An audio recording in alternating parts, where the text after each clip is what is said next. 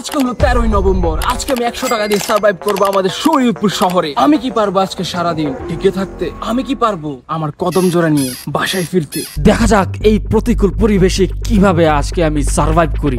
দেখা যাক এই 13 নভেম্বর ঘিরে আমি কিভাবে টিকে থাকি। মানুষ সিঁড়ি দিয়ে উপরে ওঠে, আজকে আমি এই সিঁড়ি দিয়ে নিচে নামতেছি, কারণ এখন আমি বাসা থেকে বের হচ্ছি সার্ভাইভ করার জন্য। এ হলো আমার বাসার গেট, যেখান দিয়ে আমি বের হব।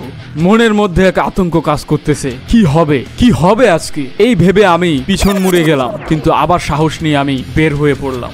পরিবেশ থমথমে, আকাশে রয়েছে কালো কালো মেঘ।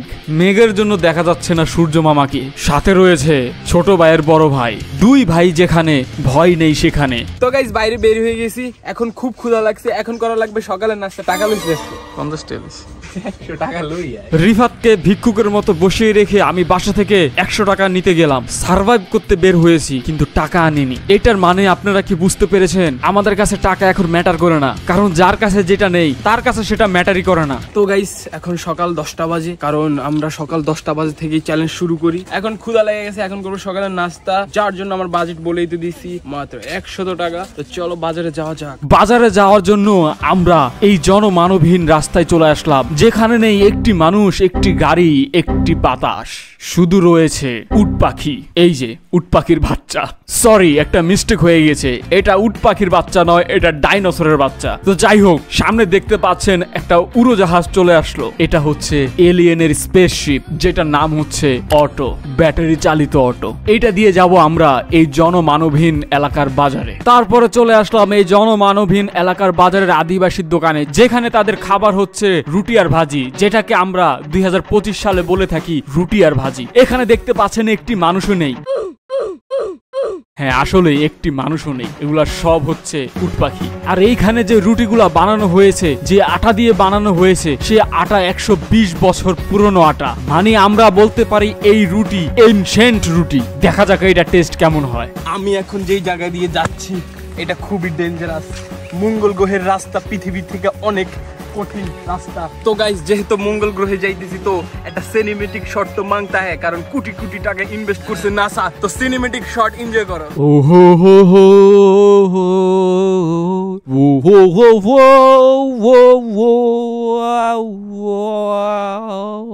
তো সিনেমেটিক শট শেষ করে আমি চলে আসলাম জঙ্গলে, কারণ জঙ্গলে হয় মঙ্গল, আর মঙ্গলের মধ্যে আমি খাবো আজকে আমার এই রুটি ভাজি। এখন আমি খুলবো নাসার এই পোটলা। নাসা আমাকে এই পোটলা পাঠিয়েছে, যেটার মধ্যে কি আছে তোমরা তো জানোই না। একটু আগে তোমরা কিছুই দেখো নাই, এখন তাই তোমাদের সামনে আবার আমি আনবক্সিং করব। তো এটার মধ্যে রয়েছে রুটি ভাজি, যেটার মধ্যে থেকে আমি এখন খাবো সিঙ্গারা। এবং এই সিঙ্গারার মধ্যে যে আলু ব্যবহার করা হয়েছে সেটা আনা হয়েছে জুপিটার প্ল্যানেট থেকে, তাই এটার টেস্ট পুরাই অখাদ্য। আর এইটার ভিতরে যে ময়দাটা ইউজ করা হয়েছে, গেস হোয়াট, এটা কত বছর পুরানো? এইটা 1000 বছর পুরানো ময়দা। নাস্তা শেষ করে আমি দুই পাহাড়ের মাঝখান দিয়ে হাঁটা শুরু করি। হাঁটতে হাঁটতে পাহাড়ের ওপাশে দেখতে পারি একটি পরিত্যক্ত বাড়ি। মনে হয় এখানে আগে একটা পরিবার থাকতো, কিন্তু এখন আর তারা নেই। তারপর আমি দেখি বাড়ির দরজা খোলা। তারপর আমি কোনো কিছু চিন্তা না করে সোজা বাড়ির ভিতরে ঢুকে পড়ি, চুরি করার জন্য নয়। তারপর আমি দেখি তাদের বিছানার উপরে একটি আপেল, একটি কমলা, একটি পেয়ারা কাটা। মনে হয় কিছুক্ষণ আগে আমার জন্য কেটে রেখেছে, কিন্তু কিভাবে এটা সম্ভব? এটা কি 13 নভেম্বরের পাওয়ার? তারপর আমি আশপাশ চিন্তা না করে এগুলা খাওয়া শুরু করি। খাওয়া শেষ করে আমি যখন বাইরে বের হই, তখন আমি দেখতে পাই এই ছাগল নামক একটি কুকুরকে। আমার হাতে ছিল একটি বিস্কিটের পোটলা। জানি না এই পোটলা কোত্থেকে আসছে, আপনারাও এটা লজিক খুঁজতে যায়েন না। যাই হোক, এই বিস্কিট আমি যখন এই ছাগলের মুখের সামনে ধরি, তখন এই ছাগল গপ গপ করে খাওয়া শুরু করে। আমার প্রশ্ন এটাই, এটা কি ছাগল নাকি অন্য কিছু? কমেন্টে জানাবেন আপনারা। তারপরে আমি রেস্ট নেওয়ার জন্য একটি জায়গায় চলে আসি। এটাই সেই আইনস্টাইনের সেই গাছ, যেখান থেকে একটি সবেদা ফল পড়েছিল। যাই হোক, আমি এখানে বসে পড়ি।